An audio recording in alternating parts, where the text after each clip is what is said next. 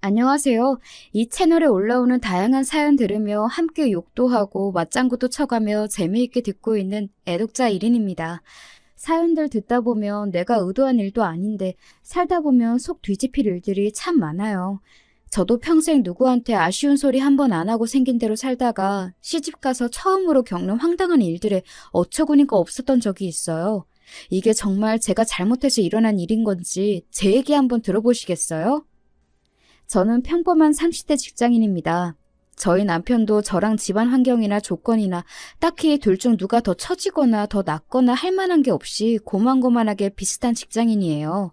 그래서 이렇게 비슷한 사람이랑 살면 살면서 큰 사건 겪을 일 없이 평탄하게 살겠거니 생각했어요. 저희 집은 양친 다 생존해 계시고 남동생이 하나 있고 남편은 몇 년 전에 아버지가 돌아가셔서 어머니 혼자 되셨고 위로는 형이 한 분 계시고 아래로 여동생이 있어요. 여동생은 결혼 전에도 몇 번 만난 적이 있는데 나이도 또래이고 사고방식도 비슷해서 말이 잘 통했습니다. 요즘 결혼해서 시누이랑 갈등 겪는 일도 많다던데 마음 맞는 시누이를 만나게 되어서 참 다행이라고 생각했습니다. 형님은 결혼 5년 차로 남편과 비슷하게 평범하게 직장에 다니신다고 들었습니다. 조금 특이할 만한 점이라면 제 손윗동서 되실 분이 의사라고 하시더라고요. 보통 의사들은 같은 의사랑 결혼하는 경우가 많거나 있는 집 자제들이랑 결혼하는 경우가 많잖아요. 시누이에게 건너듣기로는 여자 쪽 부모님 반대가 있긴 했는데 딸이 결혼 안 시켜주면 죽겠다고 난리를 피워대는 통에 결국 결혼 허락을 받아냈다고 합니다. 별일이네 싶긴 했지만 원래 사랑이 그런 거 아니겠거니 하며 그러려니 하고 넘겼습니다. 시어머니 되실 분 성격이 좀 괄괄하긴 했지만 저라고 그리 사근사근한 성격이 아니다 보니 그건 역시 크게 개의치는 않았습니다. 어차피 독립해서 따로 살 예정이기도 했고 아무리 시어머니라 해도 도리에 맞지 않는 요구를 하시면 따를 생각이 없었으니까요. 첫 번째 조짐은 혼수를 준비할 때 보였습니다. 아니, 우리 큰며느리가 시집 올 때는 가전이고 가구고 다 최신형의 최고급으로 했는데 이 정도 수준으로 맞추는 건 좀 부족한 거 아니니? 어머머, 형님은 의사시잖아요? 저랑은 벌이가 다를 텐데 당연히 사는 수준도 다를 수밖에 없죠. 저도 남편이 의사면 이것보다 더 좋은 혼수 했을걸요? 일부러 눈치 없는 세댁 흉내를 내는 저를 쳐다보는 시어머니 눈길이 곱지 않았지만 뭐 한 푼 보태주시지도 않을 거 결혼 시작도 전에 타박부터 하는 시어머니 비위를 굳이 맞추고 싶은 생각은 없었습니다. 저는 그날 퇴근하고 만난 남편에게 분명하게 못을 박았죠. 전에 상견례 때도 느끼긴 했는데 어머니께서 의사 큰며느리랑 나랑 자꾸 비교하면서 살짝 긁으셔. 나 무슨 재벌집에 시집 가는 거야? 비슷한 사람이랑 결혼하면서 자꾸 이런 타박을 왜 하시는지 모르겠네. 미안해. 자기 기분 많이 나빴지? 엄마가 워낙 옛날 분이라 그러셔. 나도 옆에서 자꾸 그러시지 말라고 말씀드릴 테니까 자기도 조금만 참아줘. 응? 위로는 형에 아래로는 여동생에 중간에 끼어 자란 남편은 영 소심한 면이 있는 사람이었습니다. 근본은 선한 사람이었지만 불만이 있어도 그걸 강하게 표현하는 건 힘들어하는 편이었어요. 그런 면이 연애하면서도 좀 답답할 때는 있었지만 제 의견은 잘 받아주는 편이어서 그동안은 좋게 넘겨왔습니다. 하지만 결혼해서 부인과 어머니 사이에 갈등이 생길 때에는 중간에서 남편의 조율이 큰 역할을 한다고 들었는데 소심한 남편이 영 미덥지 않게 느껴졌습니다. 참을 만한 정도면 모르겠지만 난 선 넘으면 자기 가족이라고 안 참아. 내 성격 알지? 중간에서 새우동 터지기 싫으면 자기 정신 단단히 차리고 잘해. 미리 마음 단단히 먹으라고 불어 겁을 단단히 주었습니다. 남편은 연신 알았다고 대답은 했지만 사실 저도 단박에 남편의 행동이 바뀌리라 기대한 건 아니긴 했습니다. 결혼식이 끝난 후 신혼여행에서 돌아오자 새신랑과 새신부를 맞이하겠다고 온 시댁 가족들이 어머님 댁에 모였습니다. 저희는 신혼여행지에서 바리바리 사온 기념품들을 모두에게 골고루 나눠주었습니다. 다들 고맙다는 인사와 함께 덕담 한마디씩 주고받고 있는데 시어머니 표정이 영 탐탁지 않더군요. 이렇게 자잘한 것들 말고 선물 하나를 해도 제대로 된 거, 어? 좋은 걸 해야 남한테 우세스러워 보이지 않는 거다. 큰애는 이런 얘기 굳이 하지 않아도 알아서 잘해왔는데 앞으로 너도 우리 집 식구이니 네 큰 동서한테 배울 건 잘 배우더라. 제 집 식구가 되자마자 얻는 타박에 제 기분도 언짢아졌습니다. 결혼할 때 뭐 하나 도와주시는 것도 없이 저희끼리 다 해결한 마당에 들을 만한 소리는 더더욱 아니지 싶었어요. 제 표정이 대번에 안 좋아지자 제 눈치를 살핀 신우이가 한마디 했습니다. 아이 참 엄마는 선물한 사람 민망하게 괜히 마음에도 없는 소리 하신다. 그 먼 데서 이렇게나 식구들 생각해서 챙겨오는 게 쉬운 일인 줄 알아? 벌써부터 언니 시집살이 시킬 생각 마시고 예뻐만 해주세요. 어색해질 뻔한 분위기가 신우이의 너스레 덕에 겨우 풀렸습니다. 하지만 한번 빈정이 상해버린 마음은 쉬이 풀리지 않더군요. 말 한마디로 천냥 빛을 갚는다더니 저희 어머니는 말 한마디로 사채까지 쓸 사람이었습니다.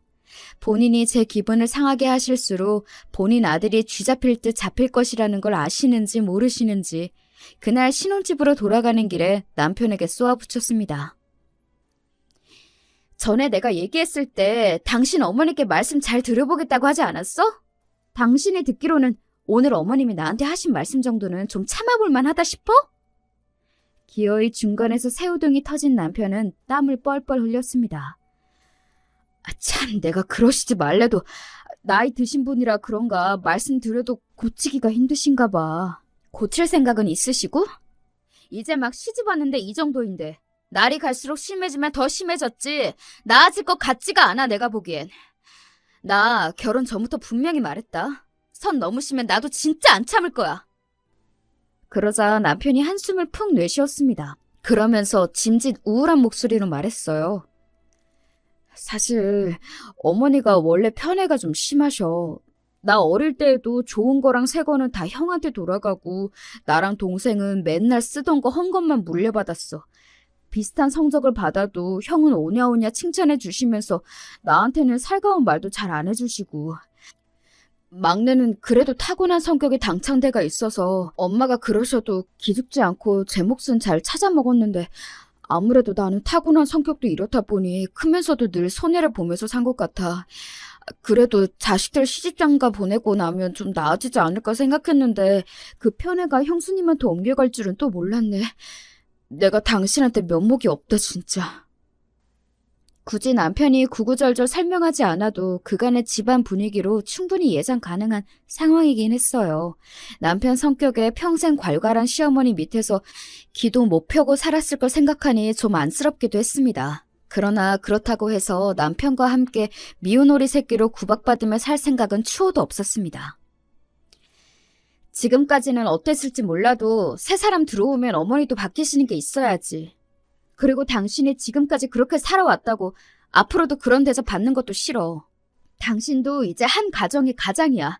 아닌 건 아니라고 확실하게 딱 부러지게 얘기하고 당신 가족도 지킬 줄 알아야지. 나는 나와 내 남편 지켜야겠으니 하고 싶은 말은 하고 살아야겠어. 당신이 직접 할 자신 없으면 내가 하는 것까지 토달지 마. 남편은 풀이 죽으면서도 다음번에도 무례하게 굴면 참지 않겠다는 제 선언에는 손을 들어주었습니다. 직접 말은 하지 않았지만 남편 역시 아까 신혼여행 선물 타박을 들은 것이 영 기분이 좋지 않은 것 같았습니다. 누군들 안 그렇겠습니까?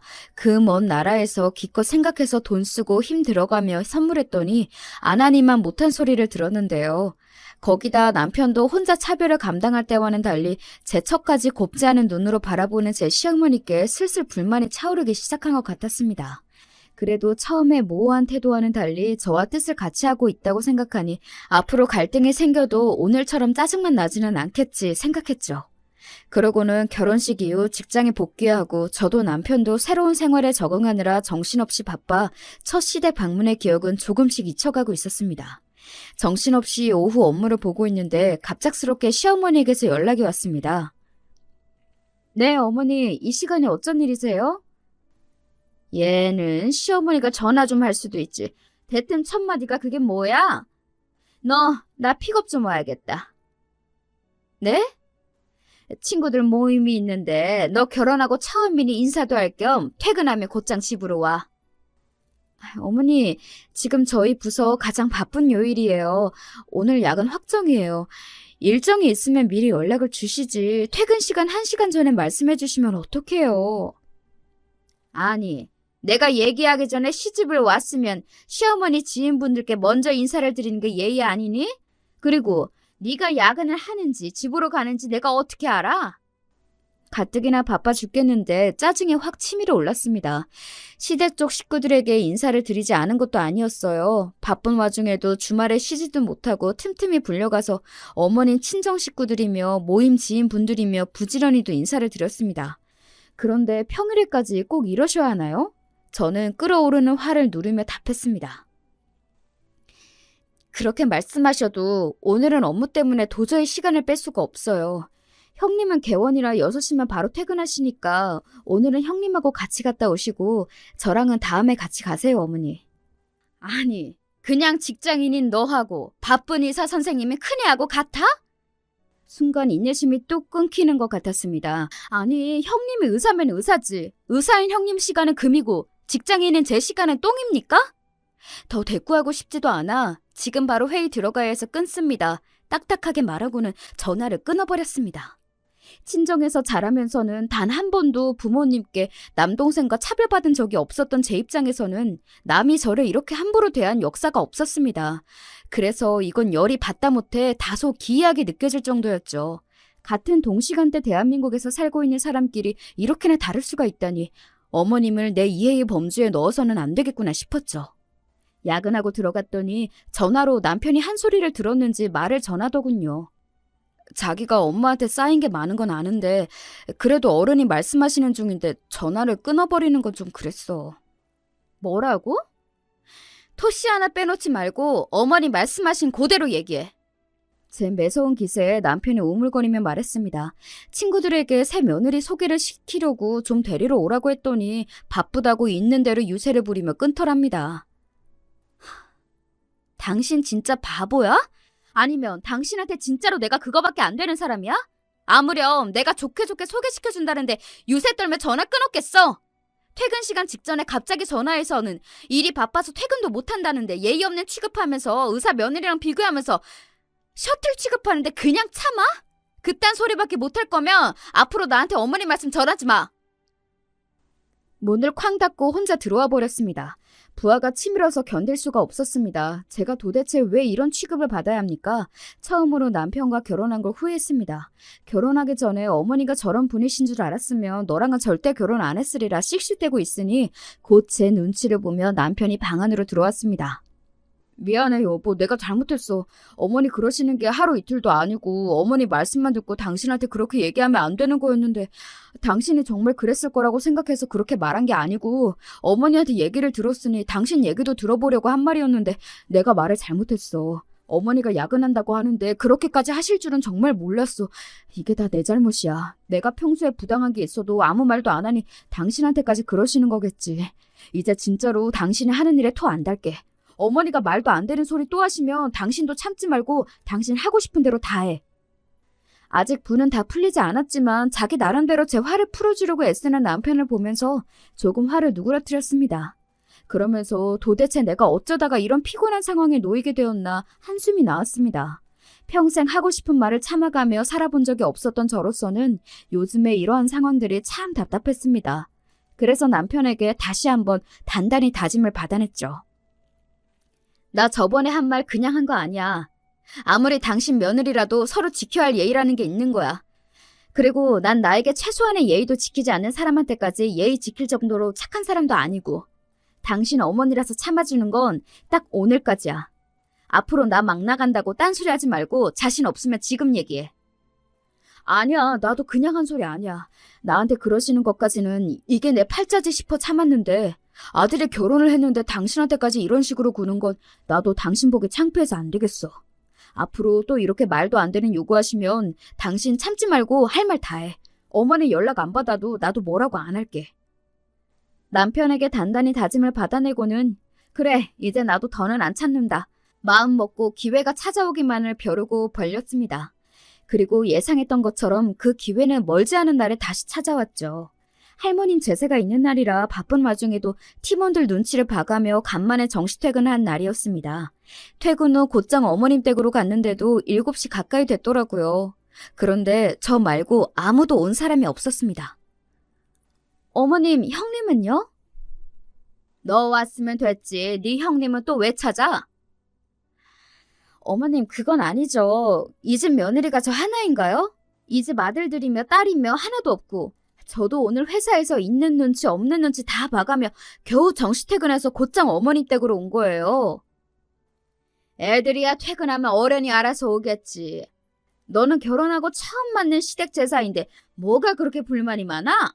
올 때 되면 안 올까? 형님 병원은 어머님 댁에서 걸어서 10분 거리에 있었습니다. 6시면 진료가 끝나니 거기서 굴러서 왔다 하더라도 저보다 먼저 도착해야 정상인데 코빼기도 보이지 않는 형님도 덩달아 얄밉게 느껴졌습니다. 될 대로 되라 저는 소파에 푹 퍼질러 앉았습니다. 아니, 왔으면 얼른 시작할 일이지. 할 일이 얼마나 많은데 그러고 앉았어? 저 오늘 회사에서도 화장실 갈 시간도 없이 일하다가 곧장 일이 온 거예요.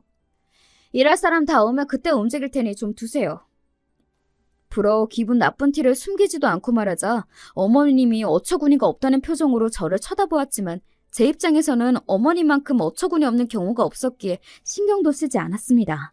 7시가 넘어가자 시누이와 남편, 아주버님이 차례로 들어오셨고 8시가 다 되어서야 형님이 들어서셨습니다. 아유, 다들 먼저 와 계셨네. 중간에 약속이 있어서 조금 늦었어요, 어머니. 아이고, 볼일 다 보고 오지. 급하게 오느라 고생했네. 예, 둘째 너 첫째 마시게 물 좀 가져오너라. 어머니가 떠다 드리세요. 온 집안 분위기가 순식간에 경직되는 게 느껴졌습니다. 제가 화가 나도 단단히 났다는 게 모두에게 전해졌을 테니까요. 그간 어머니께서 제가 하신 짓이 있으니 마냥 저만 미친 인간이 된 게 아니라는 점이 다행이었을까요? 얼굴에 시뻘개진 어머님이 말문이 막혀 서 있으니 중간에서 뭔가 단단히 탈이 났음을 직감한 시누이가 끼어들었지만 제가 바로 막아버렸습니다. 아, 큰올케 내가 물 갖다 드릴게. 아니요, 아가씨. 어머님이 가져다 주실 거예요. 어머님, 그러실 수 있죠? 그렇게 귀하디 귀하면 의사 며느리인데 어머님께서 물 한 잔 못 갖다 드리겠어요? 이제 온 집안 식구가 제 눈치를 보기 시작했습니다. 눈치 없이 얄밉게 굴던 큰 동성까지 제 눈치를 슬슬 보았죠. 아이고, 언니가 화가 나도 단단히 났나 보네. 엄마, 도대체 또 언니한테 어떻게 했길래 언니가 이렇게까지 화가 났어? 아니, 화를 내도 내가 내야지. 왜 지가 화가 나? 며느리가 혼자 먼저 일 좀 할 수 있는 거지. 뭘 그런 걸로 저렇게 유난이야, 유난히. 자기 형님 의사라 바쁜 거 뻔히 알면서 꼭 저렇게 마음에 안 드는 티를 내야겠어? 어머니도 좀 그만하세요. 어머니가 자꾸 그러시면 중간에서 저랑 이 사람이 얼마나 난처한 줄 아세요? 새 사람 들어온 지 얼마나 됐다고 벌써 이렇게 마음 상하게 만드십니까? 그간 어머니가 너무하셨어요. 정말 제 편을 들어주시려는 건지 제게 불똥이 튈까 걱정이 돼서 선수치는 건지는 몰라도 아주버님께서도 제법 크게 역정을 내셨습니다. 형님도 한마디 거두셨어요.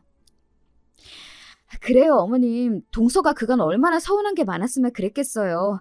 오늘은 제가 말도 없이 늦어서 실수한 게 맞아요. 내가 미안해, 동서. 손윗 사람이 내가 더 잘했어야 하는데 그만 눈치 없이 굴어버렸네. 다음에는 무슨 일이 있으면 꼭 먼저 연락하고 웬만하면 제 시간에 올게. 그만 마음 풀어. 남편은 제가 민망해 고개도 제대로 들지 못하고 있었습니다. 저는 더는 그 자리에 있고 싶지가 않았어요. 어머님과 남편을 제외한 모두가 만류했지만 저는 자리를 털고 일어섰습니다. 제가 이런 기분 상태로 지금 여기 있는 건 오늘 제사 지낼 할머님께도 예의가 아닌 것 같아요. 오늘은 이만 돌아가 보겠습니다. 그 길로 뒤도 돌아보지 않고 집으로 돌아와 버렸습니다. 남편은 따라 나오지 않더군요. 너도 결국 어머님 아들이구나 배신감이 느껴졌지만 그저 모든 게 다 귀찮았습니다. 그렇게 침대에 2시간쯤 누워있었을까 시누이에게서 전화가 왔습니다. 언니, 저 지금 언니 집 근처인데 우리 차 한잔 할까요? 시간이 늦어 시누이를 집으로 불렀습니다. 시누이에게 차 한 잔을 내어주고 제가 물었습니다. 아가씨, 제사는 잘 지냈어요? 제가 괜히 집안 분위기를 무겁게 만들었네요. 아니에요. 잘했어요, 언니. 우리 엄마지만 내가 한 번은 당할 줄 알았어. 중간에서 곤란한 입장이었을 텐데도 제 편을 들어주는 시누이가 고마웠습니다. 고마워요, 아가씨. 아가씨가 남편보다 낫네. 그 말에 잠시 멈칫하던 시누이가 말했습니다. 언니, 우리 제사 못 지냈어요. 언니 나가고 나서 오빠가 한바탕 뒤집었거든. 뜻밖의 말에 제가 눈을 동그랗게 뜨고 시누이를 바라보았습니다. 그간 우리라고 쌓인 게 왜 없었겠어. 같은 자식이라도 큰오빠가 엄마한테는 가장 아픈 손가락이라는 거 나나 오빠가 모르지 않았는데 그래도 자기 때문에 언니까지 그런 대접받는 걸 보니 오빠라고 어디 속이 편했겠어요? 그간 오빠도 참 많이 참았는데 언니 그러고 가는 것 보니 그동안 쌓인 것인지 죄다 터져서는 나 우리 오빠가 엄마한테 소리 지르는 거 처음 봤다 언니? 저도 남편이 소리를 지르는 거 단 한 번도 본 적이 없었기에 도무지 상상이 가지 않았습니다. 다소 답답하다 싶을 정도로 참는데 익숙한 사람이 나 때문에 터졌다고 생각하니 아까의 배신감은 어느새 사라지고 상처받았을 남편이 안쓰럽게 느껴졌습니다.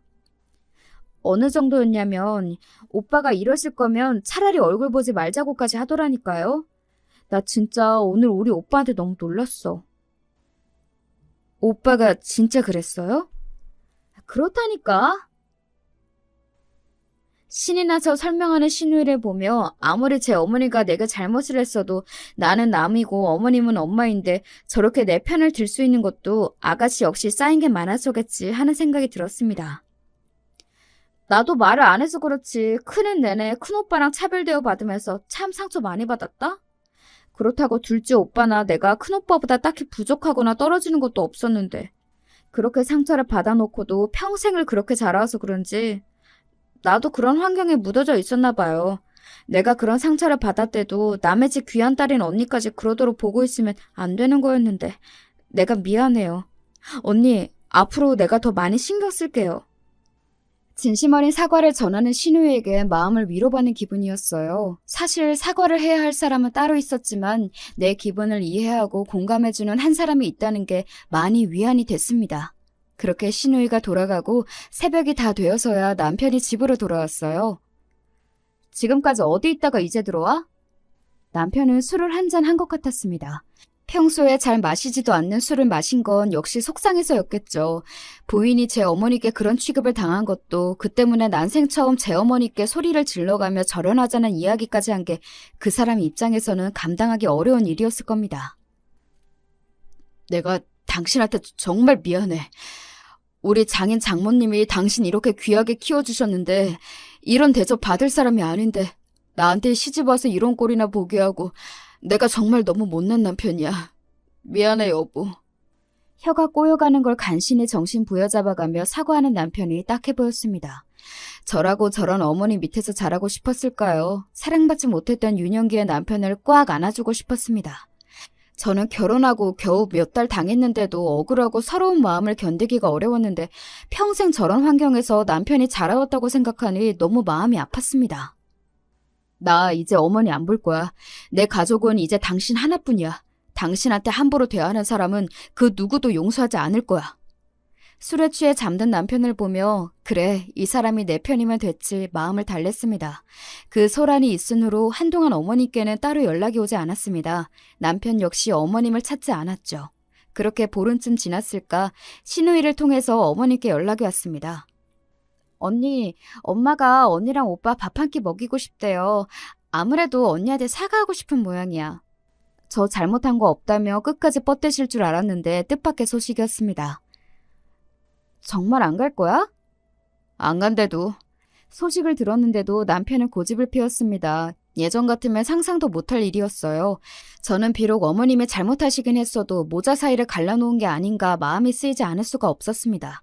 끝까지 잘못을 인정하지 않는다면 모르겠지만 그래도 사과하겠다는 뜻을 보였잖아요. 그래서 슬그머니 남편을 찔러보았습니다. 안 간대도 그러네. 여전히 고집을 피우는 남편에게 말했습니다. 사과를 안 하려고 하셨으면 나도 이런 소리 안 했을 거야. 그런데 사과하시겠다잖아. 사실 나도 나인데 나는 당신의 어머님한테 꼭 사과를 받았으면 좋겠어. 그간 평생 당신한테 잘못하셨잖아.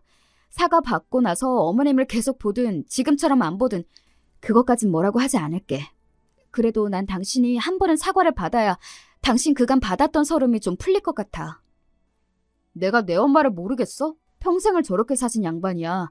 지금이야 생전 안 그러던 내가 그렇게 세게 나오니까 당황해서 저러시는 거겠지. 지금 굽히고 들어가면 또 금방 똑같아질 거야. 그렇게 되면 괜히 당신만 더 고생이야. 그건 그때 되어봐야 알지. 그리고 정말 당신 말처럼 똑같이 예전처럼 그러시면 그때 가서 안 봐도 되는 거잖아. 이대로 당신이랑 어머니 사이가 영영 틀어지면 나도 영 개운치 않을 것 같아서 그래. 남편은 여전히 마뜩지 않은 기색이었지만 제가 일주일을 설득한 끝에 어머님의 초대를 받아들이기로 했습니다. 거의 한 달 만에 보는 작은 아들 내외와 어머님 사이는 어색하게 짝이 없었죠. 중간에서 신우이가 분위기를 풀어보려고 무진 애를 썼습니다.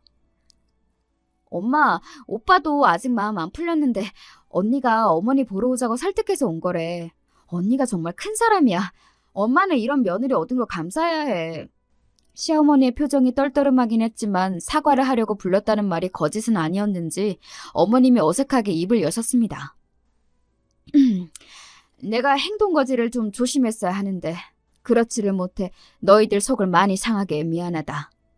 아는 거 없는 늙으니까 뭘 몰라서 그랬겠거니 하고 이번만 한번 넘어가다오. 사과치곤 두루뭉실하고 담백했지만 남편 입장에서는 평생 처음 받는 어머니의 사과일 테니 그 정도로 만족하고 넘어가기로 했습니다. 남편의 표정 역시 여전히 굳어 있었지만 그래도 평생 저 잘못한 거 없다며 떵떵거리며 살아온 제 어머니의 사과에 조금은 표정이 풀어진 것도 같았습니다. 그렇게 다소 어설프기는 하지만 어찌저찌 일이 풀리고 예전만큼은 아니지만 간간히 어머님과 서로 안부 전화 정도는 주고받았습니다. 예, 요새 네 남편은 어찌 지내니? 그 사람이야 잘 있죠. 그 사람하고는 연락 안 하세요? 아니, 내가 먼저 하긴 하는데 걔가 먼저 연락 오진 않아서. 화해를 하긴 했지만 확실히 남편의 태도는 이전과는 달랐습니다. 어머니 앞에서 쩔쩔매던 모습은 이제 온데간데 없었어요. 한 번 미련을 털어낸 적이 있어서인지 오히려 남편은 홀가분해 보였습니다. 이제 아쉬워진 건 어머님 쪽이 되었죠. 평생 찍어 눌러가며 제 입안에 혀처럼 굴던 아들이었는데 이제는 먼저 연락을 해도 대면대면 했으니까요. 처음에는 제 눈치를 보며 연락을 자주 안 하던 어머님도 답답하셨는지 아들이 궁금할 때면 제게 연락을 해오셨습니다. 아니 아무리 나한테 서운한 게 있다고 해도 그렇지 늘 하던 연락도 뚝 끊고 결혼하고 확실히 변했어. 슬슬 제 탓에 시동이 걸리는 듯하여 아무런 대꾸도 하지 않았습니다. 저 역시 걸려오는 전화를 피하지는 않았지만 그간의 일이 없던 일이 되는 것도 아닌데 아무 일도 없었던 것처럼 어머님을 대할 수는 없었습니다. 애초에 싹을 잘라야 한다는 생각도 들었고요. 아들만큼은 아니지만 못지않게 대면대면한 며느리에 대한 불만이 느껴졌으나 애초에 본인이 자초한 바가 없지 않으니 굳이 신경 쓰지 않았습니다. 가급적이면 따로 찾아뵙는 일도 자제했습니다.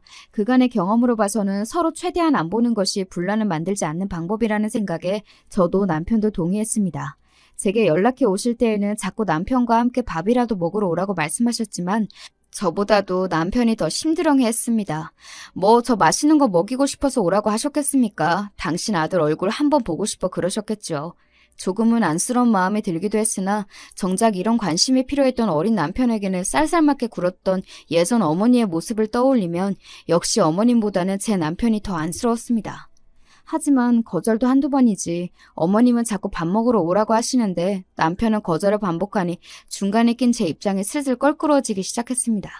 제가 불만을 토로하자 남편은 당신도 더는 어머니 생태 받아주지 말고 자꾸 곤란한 요구하면 전화 받지 마. 라며 냉정하게 나왔습니다. 예전에 그 물렁하던 남편은 이미 떠나고 없었죠. 그래서 다시 비슷한 목적의 연락을 받게 되자 저는 남편의 뜻을 제대로 전달하기로 했습니다. 어머니, 제가 어머니 말씀을 그 사람에게 전하지 않은 게 아니에요. 그런데 그 사람 마음이 그렇게 닫혀 있는데 어머니께서 계속 그렇게 오라고 하셔도 억지로 끌고 갈 수도 없잖아요. 자꾸 이렇게 말씀하시면 중간에서 제 입장이 정말 난처해요. 네 남편이 그렇게까지 싫다고 하면 너라도 한 번쯤은 혼자라도 올 수 있는 거 아니니? 내가 이 나이에 먼저 사과까지 했는데 너희 둘 다 정말 너무한다. 수화기 너머로 울먹이는 어머님의 목소리가 들렸습니다. 이 상황이 정말 피곤하게 느껴졌지만 그래 한 번은 다녀오지 뭐 생각하며 주말에 혼자서라도 한 번 찾아뵙겠다 말씀드렸습니다. 뭐하러 부록 피곤한 일을 만들어. 남편의 반응은 부정적이기 짝이 없었지만 약속은 약속이니 어쩔 수 없었습니다. 그리고 계속해서 저런 식으로 연락이 오는데 한 번도 가보지 않은 것도 마음에 걸렸어요. 당신 없이 혼자 다녀오마 말하자 남편이 맞듣지 않다는 투로 말했습니다. 가서라도 예전처럼 트집 잡고 하대하시면 더 있지 말고 그냥 박차고 나와. 안 갔으면 좋겠구만 고집을 부려. 그러게 내가 사서 고생을 하는구나. 제 발등을 찍으며 약속한 주말에 어머님 댁으로 향했습니다. 어머님 혼자 계실 줄 알았던 댁에는 뜻밖에도 오랜만에 보는 큰형님이 함께 있었습니다. 어머, 동서 오랜만이네? 오늘 동서도 오는 거였구나. 형님 말을 들으니 형님도 제가 오는 줄은 몰랐던 건지 당황한 눈치였습니다. 어머님과 형님 저 셋만 있다고 생각하니 그 자리가 더 불편하게 느껴졌어요. 왔니? 시어머니는 여상한 투로 말하며 부엌에서 나오셨습니다. 어색한 분위기를 풀어보려고 큰 동서가 짐짓 들뜬 듯한 말투로 말했어요. 어머님이 백숙하시던데 우리 동서 몸보신 시켜주려고 그러셨나 보다. 아니요, 그 몸보심은 형님 시켜주려고 하신 걸 텐데요. 속으로 생각하며 그저 고개만 주걱거렸습니다. 이내 식탁에 백숙 한 상이 차려지고 어머님께서 저희를 부르셨습니다. 자, 우리 첫째. 올해도 병원 꾸려나간다고 고생이 많았다. 하나 들어라. 시어머니는 2마리 중 1마리의 닭을 붙잡고 큼직하게 다리 하나를 떼어다 형님 앞접시에 올려주었습니다. 당황한 형님이 제 눈치를 보는데도 아랑곳 않고 말이죠. 아, 이거였나? 둘째 뭐하니? 너도 얼른 먹어라. 어머님 속이 빤히 보였습니다. 결국은 제 아들 없이 혼자 나타난 눈에 까신 둘째 며느리가 고깝다 이거겠죠. 과연 남편 말대로였습니다. 어머님은 역시 어머님이시더군요. 먹으라는 말뿐이지 당연히 형님에게 했던 것처럼 다리를 뚝 떼어주시는 퍼포먼스는 역시 제게는 일어나지 않더군요. 평소에 닭다리를 별로 좋아하지도 않지만 어디 한번 내키는 대로 해보시라 싶어 제대로 판을 깔아드리기로 했습니다. 저는 보란듯이 남은 다리 하나를 똑 떼어내어 제 앞접시로 가져갔습니다. 너 지금 뭐하니? 시어머니가 날카롭게 소리쳤습니다. 예상에서 한치도 벗어나지 않는 반응에 그만 헛웃음이 터질 뻔했습니다. 중간에서 형님만 난처해서 눈이 이리저리 굴리고 있었죠. 먹으라면서요. 먹으라 하셔서 먹으려 하는 건데요. 누가 너더러 닭다리 먹으래? 이건 다 큰애 거야.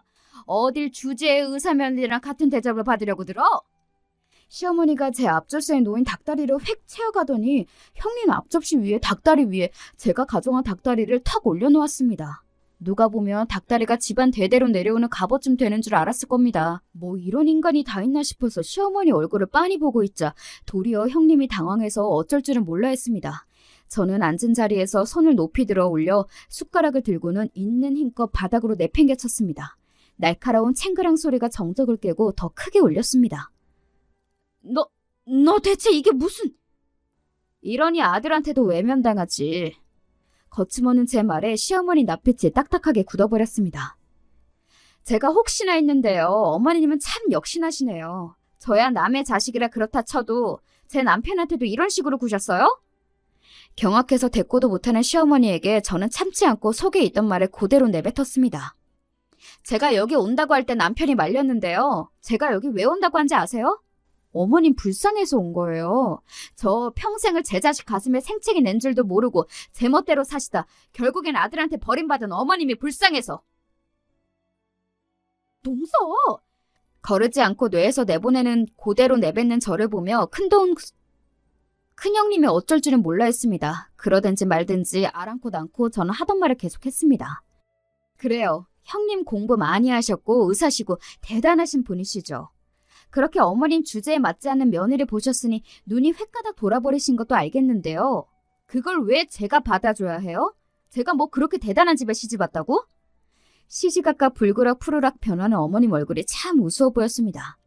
그건 제 남편이 오래 참은 거였죠. 어머님 같은 사람을 또 누가 견디겠어요? 너 때문이야! 시어머니가 분을 못 참겠는지 소리를 꽥 질렀습니다. 다 너 때문이야. 너랑 결혼하기 전까지는 나한테 말대꾸 한 번 안 했어. 내 아들 입에서 어떻게 나 안 보고 살겠다는 소리가 나와? 이게 다 결혼 잘못해서 네가 이 집에 잘못 들어와서 그런 거야? 부끄러운 줄도 모르고 미친 소리를 하는 시어머니가 가소로워 보였습니다. 저 때문이 아니라 제 덕분인 거죠. 제 남편이 저 아니었으면 평생 저 아껴줄 줄도 모르는 매정한 어머니 밑에서 평생 상처받으며 살았을걸. 이제라도 제정신 차렸으니 어머님은 저한테 고마워하셔야 해요. 물론 고마운 줄도 모르시겠지만 오늘이 저 여기 마지막으로 오는 날이에요. 남편은 어머니 보고 살 생각 없대요. 당신 가족은 이제 저 하나뿐이라네요. 어머님 어째요? 제 남편한테 이미 버림받으셨어요, 어머님은. 이 말을 끝으로 저는 미련 없이 그 자리에서 돌아섰습니다. 현관 밖으로 나오는 제 귀에 시어머니가 세상이 떠나가도록 오열하는 소리가 들렸어요. 그렇게 서럽게 우는데도 단 한 톨의 동정심도 들지 않았으니 저도 시어머니한테 더 이상 떨어질 정도 없었던 모양입니다. 저는 그 길로 곧장 제 친정집으로 향했습니다. 엄마, 나 백숙해줘. 갑자기 나타난 저는 그게 웬 뚱딴지 같은 소리야? 친정엄마는 황당해하면서도 좀처럼 이거 해달라 저거 해달라 하는 성격이 아닌 제게서 받은 간만의 주문에 어쩐지 조금 신나 보이셨습니다. 얘가 왜 평소에 안 하던 소리를 해? 하시면서도 예고 없이 찾아온 딸이 반가우셨는지 결혼 전처럼 함께 손을 잡고 장을 보는 내내 기분이 좋아 보이셨어요. 되도 않는 남의 엄마한테 에너지 쏟지 말고 내 엄마한테나 잘할 걸 속으로 생각하며 괜히 엄마한테 투정을 부렸습니다. 엄마, 나 백숙 4마리 해줘, 4마리. 그걸 누가 다 먹는다고?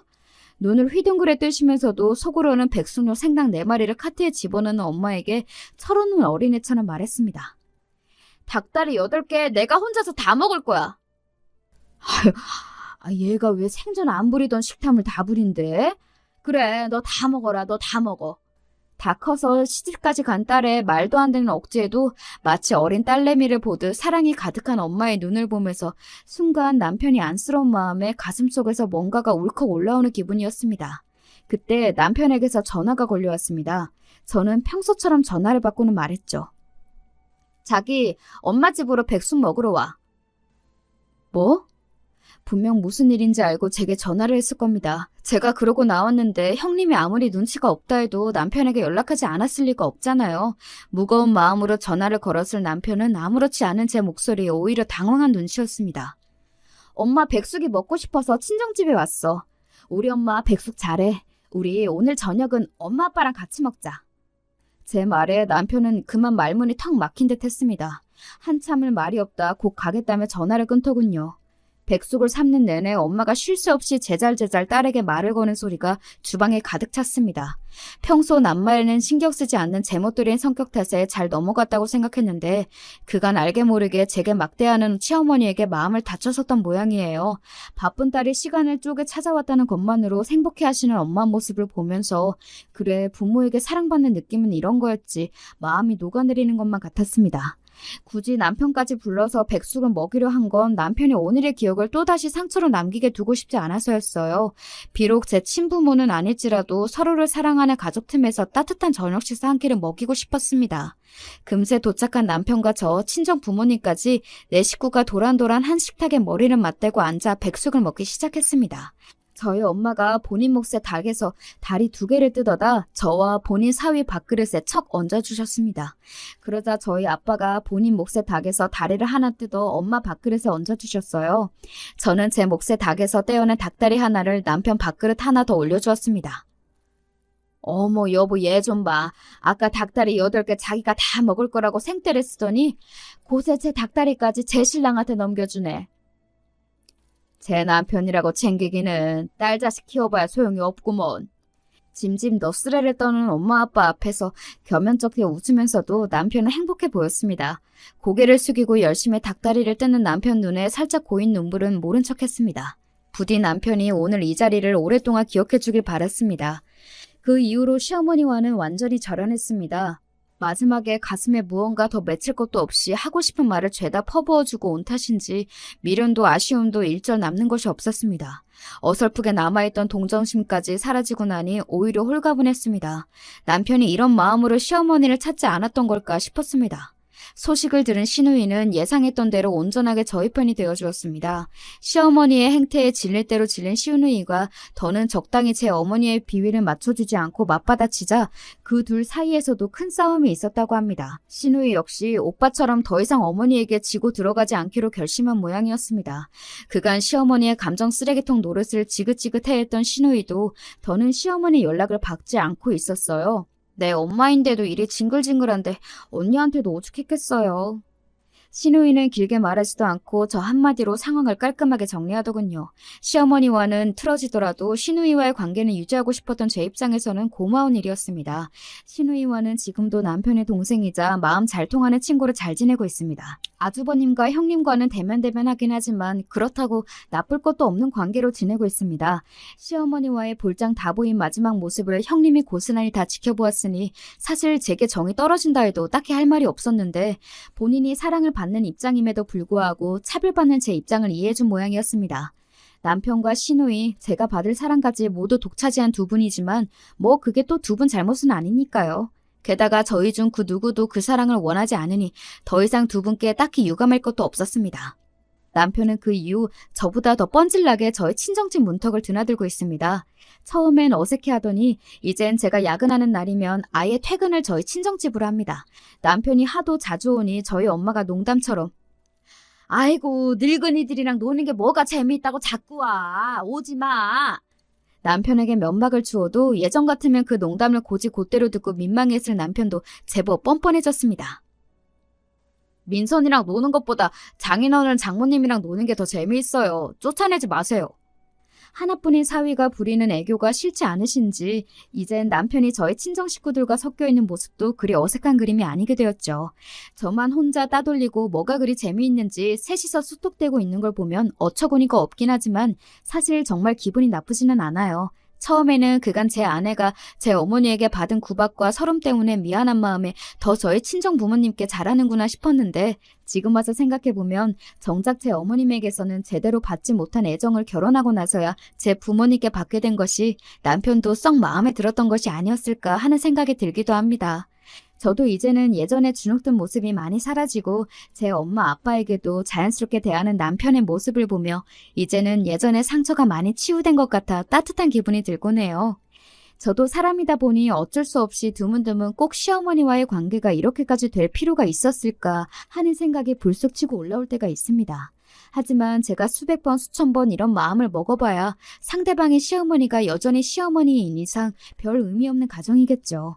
물론 제 거침없는 성질머리가 갈등의 불씨를 더 빠르게 당겼다고는 생각하지만 다시 생각해봐도 제가 더 참았다고 해서 결과가 달라지지는 않았을 것 같아요. 그저 제가 속 끓이는 기간만 더 길어질 뿐이었겠죠. 그래서 가끔 그런 생각이 들더라도 그것이 후회로 이어지지는 않습니다. 그보다 저는 제 남편이 비로소 그간의 상처에서 벗어나 정서적으로 완전히 어머니에게서 독립한 것이 만족스러울 따름입니다. 누구도 다른 사람과 부딪히는 상황을 달가워하지는 않을 거예요. 어지간해서는 서로 맞춰가며 살고 싶어하는 게 당연하고 또 남들과 갈등을 빚는다는 건 정서적으로도 참 필요한 일이니까요. 하지만 타인의 마음이 제 마음 같을 수는 없는 노릇이니 살면서 언제든 이런 갈등을 다시 겪을 수도 있겠죠. 그럼에도 불구하고 타인에게서 스스로를 지키고 제게 함부로 대할 수 없게 하려면 저부터가 저 스스로를 최우선으로 두고 스스로에게 당당해지는 것이 먼저인 것 같습니다. 여러분도 당장의 갈등이 두려울지라도 단지 갈등을 피하려는 이유만으로 남들이 여러분을 상처 입히는 것을 내버려 두고 스스로를 등한시하지는 않으셨으면 합니다. 그게 제가 결혼을 통해 배운 가장 중요한 것이거든요. 참지 않아야 할 순간에 참지 않은 것이 제게는 상황을 타파하는 데 도움이 되었습니다. 물론 이런 일을 겪지 않는 게 가장 좋겠지만 갈등의 순간이 온다면 한 번쯤 제 이야기를 떠올려 주셔도 좋을 것 같아요. 긴 얘기 들어주셔서 감사합니다.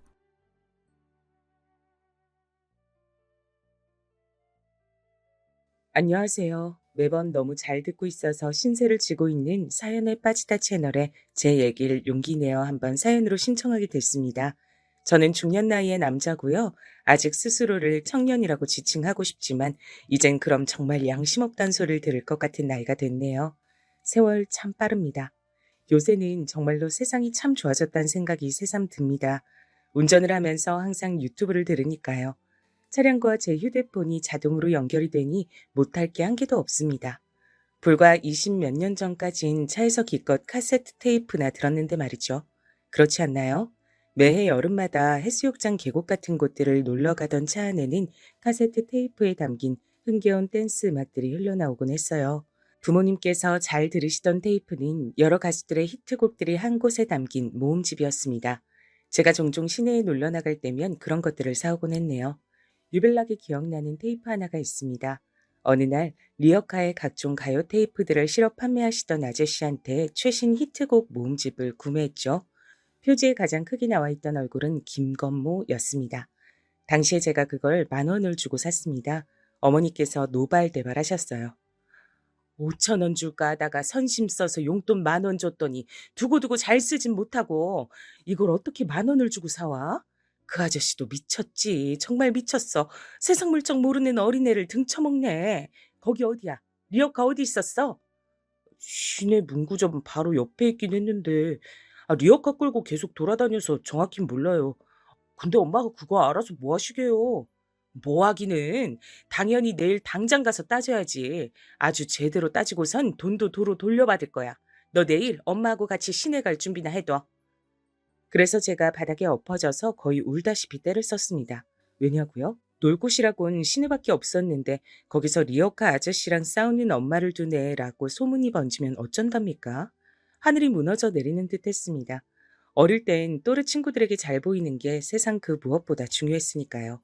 도대체 왜 거기까지 가서 따지냐고 엄마는 김건모 좋아한다고 했으면서 왜 기껏 생각해서 사오니까 화를 내냐고 꼴랑 10,000원 가지고 왜 이러냐고 저는 숨이 넘어가도록 고집을 피우며 막 따져댔습니다.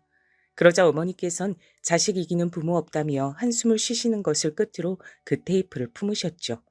김건모의 노래가 담겨 있었던 최식 히트곡 모음집 테이프는 꽤 오래도록 저희 집 거실에서 그리고 아버지의 차 안에서 흘러나왔습니다. 어머니께선 아까워서라도 많이 들어야 한다고 하셨었죠. 그땐 제가 철이 없어서 몰랐는데 시간이 지나 보니까 알겠더라고요. 그 테이프에 10,000원이나 줬던 게 얼마나 황당한 일이었던지요. 그때와 비교할 수 없을 정도로 고물가 시대인 지금이라 할지라도 선뜻 그런 걸 10,000원이나 주고 사기에 망설여지니까 말입니다. 전 제가 눈탱이를 맞았던 줄도 모르고 그 테이프의 음악이 흘러나올 때마다 남몰래 뿌듯해 했었습니다. 테이프를 너무 잘 샀다고 착각하면서 말입니다. 저희 가족이 마지막으로 걱정 근심 없이 즐겁게 보냈던 여름 휴가철에도 그 테이프가 아버지 차에선 흘러나왔습니다. 해수욕장을 향하는 동안 뒷좌석에선 전 친구들에게 빌려온 만화책을 받고 여동생은 인형 2개를 양손에 쥔 채 나름의 인형놀이를 했었어요. 하도 가지고 놀아서 손때가 묻자 어머니께서 자꾸만 세탁을 해주신 덕분에 겉면이 흐물흐물해진 인형들이었습니다. 모든 게 지나고 난 뒤에야 그런 것에서 가난했다는 사실을 깨닫고 절약정신이 투철하셨던 부모님의 모습도 깨닫게 되네요. 그땐 고속도로가 왜 그렇게 어디든 막혔는지 모르겠어요. 가는 데만 하루 종일이었죠. 그래도 즐거웠습니다. 도중에 휴게소라도 들르면 날아갈 듯 했죠. 여동생과 투닥투닥거리며 서로 먹고 싶은 것을 내세웠습니다. 여러 개를 살 순 없었으니까요. 주로 동생과 합의를 보던 지점은 알감사였습니다. 감자 그까짓 거 집에서 그냥 해다가 설탕이나 솔솔 뿌려 먹으면 되는 걸 뭐하러 비싼 돈을 주고 사 먹어. 아버지께선 혀를 끌끌 차셨지만 그래도 여동생이 한 개를 이쑤시개로 콕 집어서 들으면 맛있게 잡수셨습니다. 저희 남매를 향해 뜨거우니까 조심해서 먹으라는 말씀도 늘 잊지 않으셨죠. 오래 걸려서 목적지로 가는 것 자체가 가족 여행이었던 그런 유년 시절의 추억과 행복이 있다는 것만으로도 나이가 든 지금은 무척 감사하게 여겨집니다. 그 시절 대부분의 부모님들께서 다 그러셨을 거예요. 피곤하고 힘들어도 자식들 위해서 남들 다 가는 나들이는 꼭 빠질 수 없었던 그 마음들 말입니다. 즐거웠던 그때의 여름 휴간, 아버지와 내 식구가 함께 떠났던 마지막 여행이 됐습니다. 아버지께선 추석 명절을 단 며칠 앞두고 화물차에 치이는 사고를 당하고 마셨습니다. 화물차 운전수는 명절을 앞두고 일을 빨리 해치우고 싶은 생각만 가득한 나머지 경황 없이 구는 바람에 아버지를 보고도 허둥지둥 하다가 사고를 냈다고 실토했고요. 그리고 덧붙인 말이 돈 없다, 죄송하다 였습니다. 저희 가족이 무너져 내린 순간이었죠.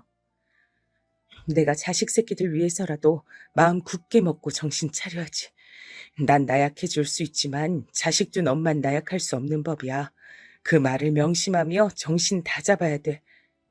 병원 화장실에서 찬물로 세수를 하고 나오신 어머니께서 당신의 뺨을 쳐가며 그렇게 중얼거리시던 모습을 제가 봤습니다. 중환자실에 아버지께서 홍수 상태로 계신 상황에서 저와 동생은 극도의 불안감을 느끼며 어머니가 잠시만 안 보여도 가슴이 철렁 내려앉곤 했었죠. 그때도 어머니께서 갑자기 안 보이니까 여동생과 손을 잡고 어머니를 찾으러 다녔던 거예요. 그리고 화장실 앞에서 그런 어머니의 모습을 발견했을 때 전 조용히 여동생을 잡아 끌고 저희 남매가 원래 있던 자리로 돌아갔습니다. 그리고 그때 이후로 두 번 다신 어머니께서 눈앞에 안 보인다 해서 불안해하며 찾으러 다니는 짓을 하지 않았습니다. 여동생이 울고 보채면 제 선에서 달래고 조용히 시키게 됐죠. 나도 더 이상 어린애가 아니야. 할머니가 전에 그러셨잖아. 내가 아들이고 장남이니까 집안에 대들보라고 내가 잘 커야 된다고. 그러니까 부모님께 의젓한 자식이 되자. 내가 약하게 구니까 동생도 나를 따라하는 거잖아. 내가 솔솜수범을 보여야 돼. 어머니께서 자신의 뺨을 세게 쳐가며 정신을 다 잡으시던 모습은 저에게 충격이었고 제 사고방식을 완전히 바꿔놓았던 겁니다. 아버지께서 제발 무사히 회복하시길 매일같이 기도했죠. 여동생이 아버지를 위해 접기 시작한 종이학은 금세 개수를 엄청 늘려가기 시작했습니다. 어디서 자꾸 그렇게 접을 종이가 생기는 건가 했는데 여동생이 했던 말이 자기 학교 친구들이 색종이를 줘서 그걸로 접는 거라고 했었죠. 소원을 담은 종이학이라니. 그때가 순수한 낭만이 있던 시절이었다는 걸 저는 종이학이 상징한다고 생각합니다. 의료진과 대화를 나누는 어머니의 모습을 멀찍이서 몰래 살펴보곤 했었는데 그럴 때마다 엄마의 표정이 좋질 않았어요.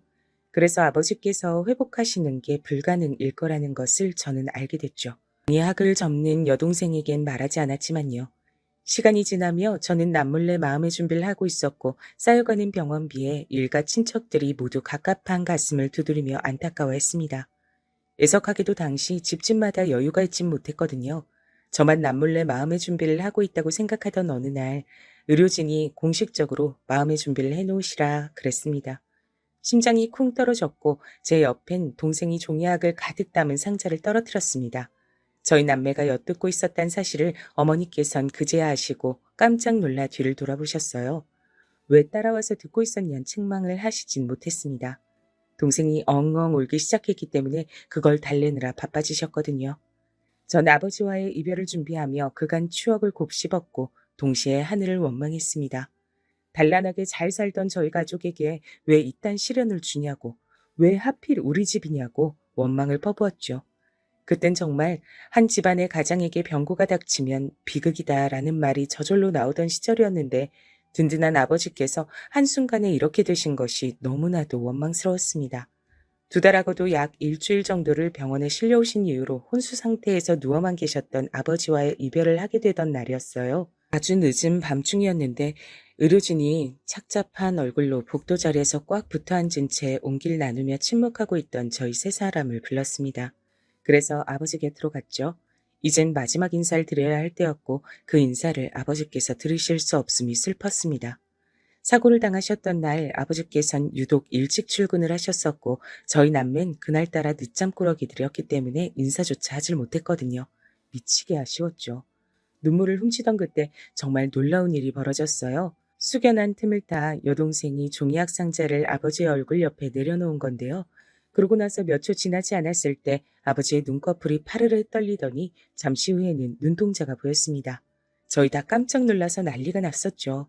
다가온 의료진은 엄청 놀라면서도 의식은 없으신 것 같다고 했지만 전 왠지 모르게 아버지와 마지막 인사를 나눌 수 있을 거란 확신이 들었습니다. 아버지, 제가 혹시 아버지 들려드릴 수 있을까 싶어서 마이마이 가져왔어요. 아버지가 올해 제일 많이 들으셨던 테이프 있죠? 제가 사왔던 거요.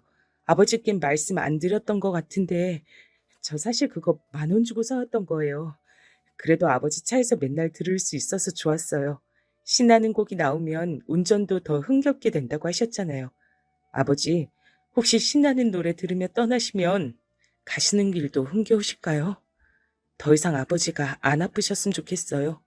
고통을 다 벗고 헐헐 날아가셨으면 좋겠어요. 저는 그렇게 눈물로 말씀을 드리며 주머니에서 챙겨온 카세트 테이프 플레이어를 꺼냈습니다. 마이마이로 불렸던 물건이었죠. 이어폰을 아버지의 귀에 꽂아드리던 그 찰나에 제 눈앞으로 풍경이 스쳐갔어요. 고속도로는 앞뒤로 꽉 막혀 있고 더운 날에 피어오르는 아지랑이. 그럼에도 모두가 짜증보단 설렘으로 길을 떠났던 휴가철. 그때 우리 가족이 차 안에서 즐겨드렸던 가요들. 2번 다신 아버지와 함께 그런 여름 휴가를 보낼 수 없다는 사실에 가슴이 먹먹해졌습니다. 어떤 부분을 들어도 흥겨운 댄스 음악이 나왔던 그 테이프였죠.